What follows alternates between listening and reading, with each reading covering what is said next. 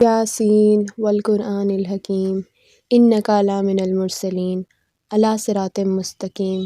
تنزیل العزیز الرحیم لتنذر قوما ما انذر آباؤہم فہم غافلون۔ یاسین، قسم ہے قرآن حکیم کی کہ تم یقیناً رسول میں سے ہو، سیدھے رستے پر ہو، اور یہ قرآن غالب اور رحیم ہستی کا نازل کردہ ہے تاکہ تم خبردار کرو ایک ایسی قوم کو جس کے باپ دادا خبردار نہ کیے گئے تھے اور اس وجہ سے وہ غفلت میں پڑے ہوئے تھے۔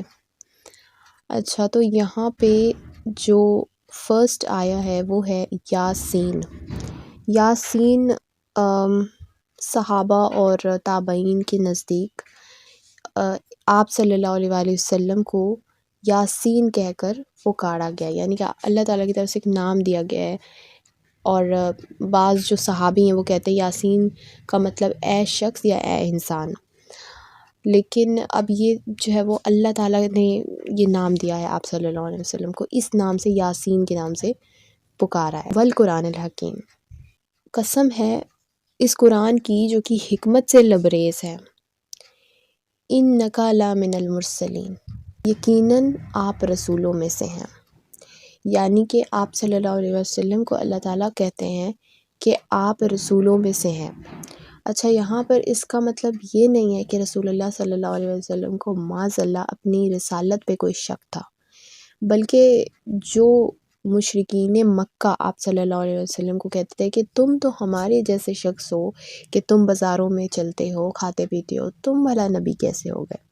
تو یہ اس کا اللہ تعالیٰ نے جواب دیا ہے، جو ان کو نبی نہیں مانتے تھے یہ ان کو جواب دیا گیا ہے کہ بے شک یہ جو میرے نبی ہیں یہ رسولوں میں سے ہی ہیں، علی صراط مستقیم، اور آپ سیدھے رستے پر ہیں، یعنی کہ آپ جو کام کر رہے ہیں وہ بالکل صحیح ہے، آپ اس کو کنٹینیو رکھیں، چاہے کوئی بھی کچھ بھی بولے، چاہے کوئی بھی کافر کچھ بھی بولتا رہے۔ تنزیل العزیز الرحیم، یہاں اس کے معنی یہ ہے کہ اور یہ قرآن غالب اور رحیم ہستی کا نازل کردہ ہے۔ یہ قرآن کوئی دنیاوی کتاب نہیں ہے کہ جس کو تم اتنی آسانی سے جھٹلا رہے ہو، ٹھکرا رہے ہو،